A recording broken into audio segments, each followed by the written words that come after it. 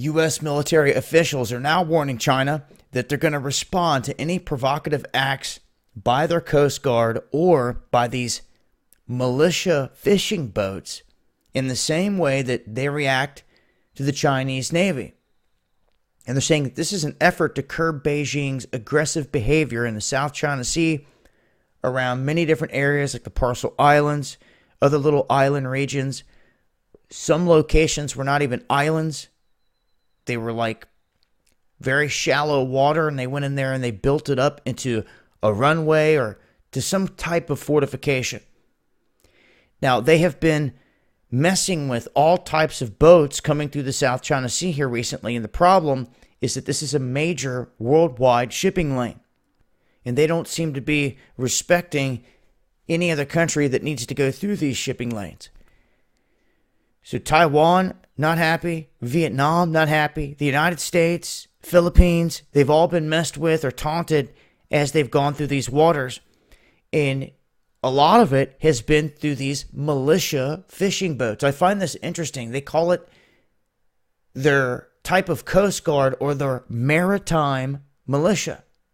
They are fishing boats that work with the military. They're different from the Chinese Navy. They come out unmarked. They have real deal fishermen on them with nets and everything else, but they also have guns, water cannons, and other things. And they're being utilized to try to run all these different boats off without having to roll out military vessels. Because once you roll out the military vessels, it's obviously a confrontation if you're dealing with other military vessels.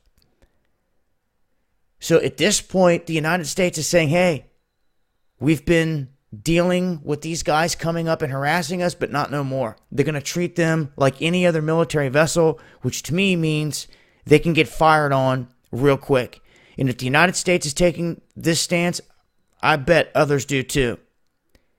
And we'll start to see exactly how many other countries start banding together, going through this region with all their ships just to make sure everything gets through safe. And if you have the United States, the Philippines, Taiwan, all of them sending ships at the same time through this area, it's going to be pretty hard for China to get away with doing much at that point.